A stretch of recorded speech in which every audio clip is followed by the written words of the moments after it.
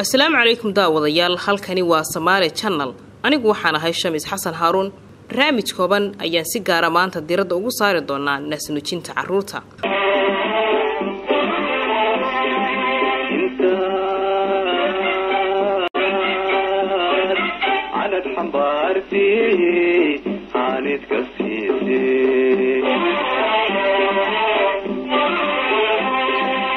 ورد الجغسيسي قبل حسابي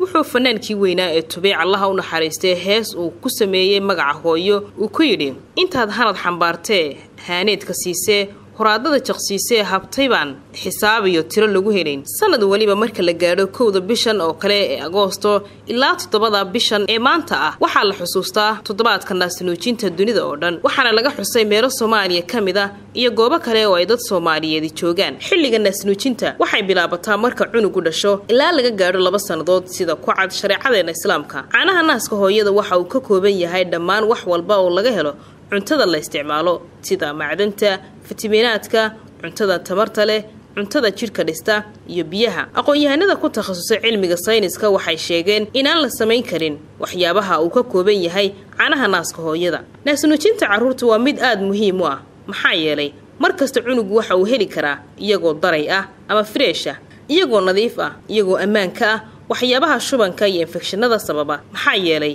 waxa ku jira difaaca hooyada maada loo yaqaano antibodies sidoo kale cunugu markasta wuxuu heli karaa iyadoo wax kharash ah aan loo baahnayn calashaan aan la soo iibin waxa fudud in dheefshiidka cunugu shiido caanaha naaska hooyada si fudud sidoo kale naasnuujinta waxay faa'iido u tahay hooyooyinka maxaa yeelay waxay ka qayb qaadataa isku soo ururinta minka marka hooyadu dhasho kadib ee loo yaqaano postpartum uterus faa'iidooyinka naasnuujinta waxa kamid ah oo kale kalgacayl iyo naxariis dhexmarta hooyada iyo cunugeeda iyo waliba cunugaasi oo hela xanaaneyn joogto ah nuujintu waxay ku filan tahay cunugu ilaa muddo 6 bilood ah iyadoo cunugaasi aan la siinayn wax cunto ah 6 bilood kadib cunugu waxa loo bilaabi karaa cuntada naasgurinta ee loo yaqaano weaning foods kaydinta caanaha naaska iyadoo loo lisayo caado ahaan hawshan lisitaanka caanaha naaska hooyada iyo kaydinta si hadhow